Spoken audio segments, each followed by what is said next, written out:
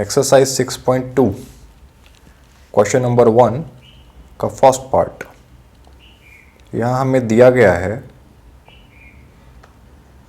Given है, line D E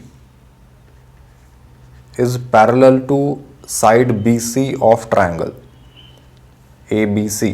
triangle A B C का side दिखाई दे रहा है बी सी, ये इस लाइन डी ई को पैरेलल है।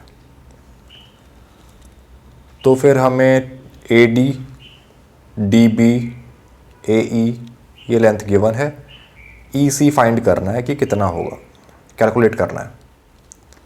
तो इसके लिए एक बार थियरी रिवाइज कर लेते हैं। बेसिक प्रोपोर्शनलिटी थियरम बीपीटी, किसी भी ट्राइंगल में 3 साइड्स होते हैं, 3 साइड्स में से किसी एक साइड को पैरेलल अगर आपने कोई लाइन ड्रॉ किया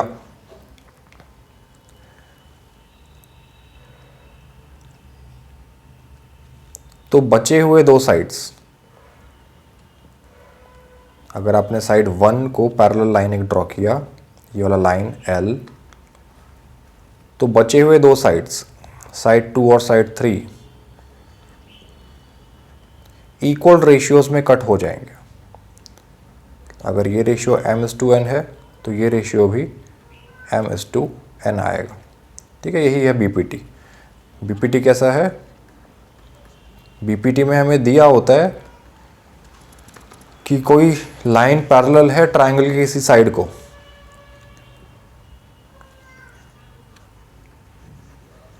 जो बोल रहा हूं ध्यान से सुनना।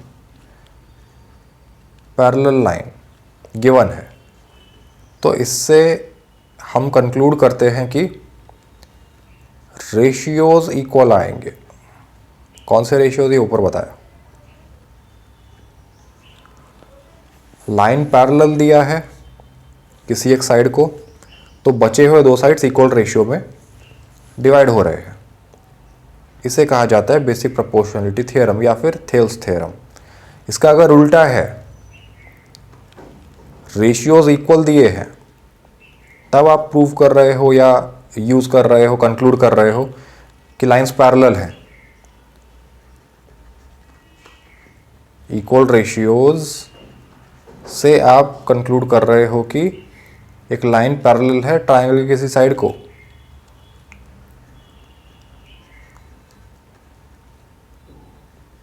तो ये कन्वर्स ऑफ बीपीटी होता है। ठीक है, ये बीपीटी का कन्वर्स है। तो कन्वर्स ऑफ बीपीटी और बीपीटी ये पहचानने के लिए याद रखिए कि पैरेलल लाइंस गिवन है, किसको पैरेलल? ट्राइंगल की किसी एक साइड को पैरेलल। इस बात को यूज करके हम बता रहे हैं कि बचे हुए 2 साइड्स इक्वल रेशियो में डिवाइडेड है, तो इसका मतलब हम बीपीटी यूज कर रहे हैं। ठीक है, तो D is parallel to B C ये क्वेश्चन में दिया है। तो फिर से लौट करके क्वेश्चन पर आइए। तो अब यूजिंग बीपीटी ये बोला जा सकता है कि डी ई ने ट्राइंगल के बचे हुए 2 साइड्स को, मतलब ए बी को और ए सी को इक्वल रेशियोज में डिवाइड किया है।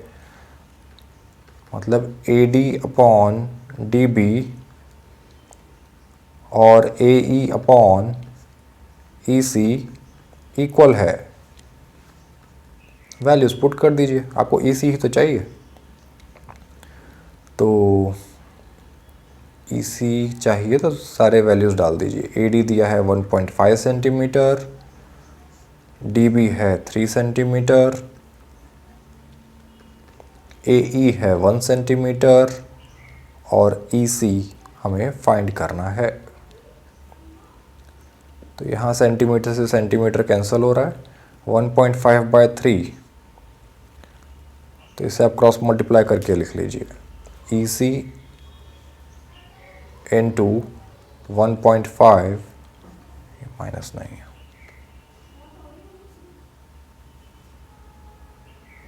Is equal to 1 centimetre into 3।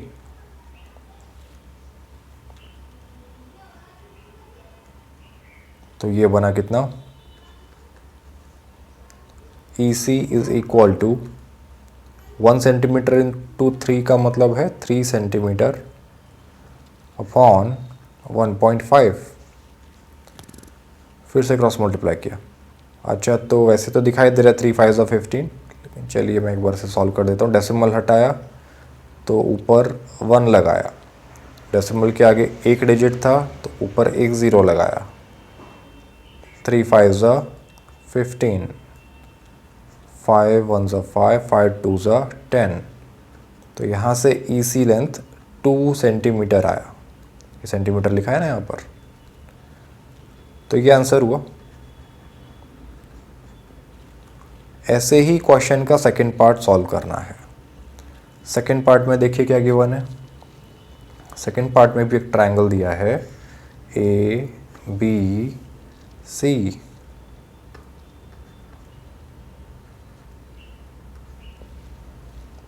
इसमें एक लाइन है DE,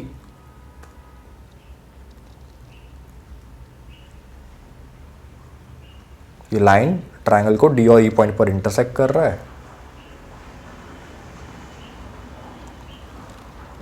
और गिवन है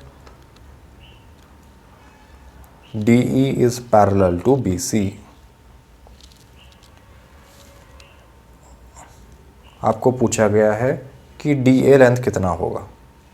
तो फिर से, अगर ट्रायंगल के किसी एक साइड को पैरेलल लाइन दिखाई दिया तो इसका मतलब वो पैरेलल लाइन बाकी दो साइड्स को इक्वल रेशियो में डिवाइड कर रहा है। इसका मतलब AD by DB should be equal to AE by EC।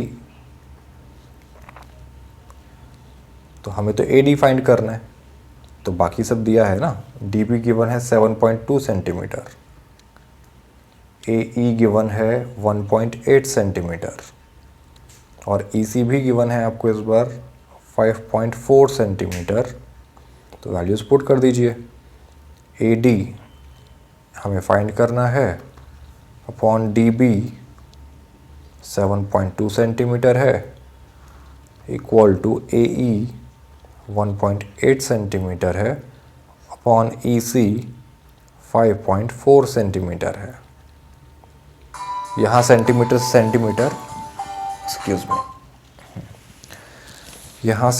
Centimetre cancel हुआ, तो AD इक्वल टू आ रहा है 1.8 टाइम्स 7.2 सेंटीमीटर अपॉन 5.4। इसे सिंप्लीफाई कर लीजिए।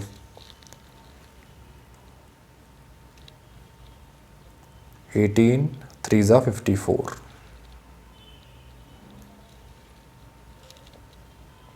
ठीक है, दोनों में ही डेसिमल के बाद एक डिजिट था तो इसलिए डेसिमल हट गया। जिसे नहीं समझा वो ऐसा सोच लो, 1.8 बाय 5.4, तो अगर अलग अलग डेसिमल हटाते, इसका डेसिमल हटाते तो नीचे 10 आता, इसका डेसिमल हटाते तो ऊपर 10 आता, तो 10 से 10 तो वैसे भी कैंसिल हो ही रहा था, तो 18 बाय 54 ही लिखा है, इसलिए लिखा है इसे 1/3। अब 3 और 7.2, तो 3 से डिवाइड कर दीजिए 7.2 को, कितना आता है 3 2 6, 3 4 12, 2.4 सेंटीमीटर। ये आंसर आया। प्लस माइनस मल्टीप्लिकेशन डिवीज़न में भी अगर दिक्कत है, परेशानी है, तो उसका प्रैक्टिस कीजिए, कहीं ना कहीं से सीखिए आसपास से। 3-4 दिन की प्रैक्टिस में ठीक हो जाएगा, उसमें डरने की या शर्माने वाली कोई बात नहीं है।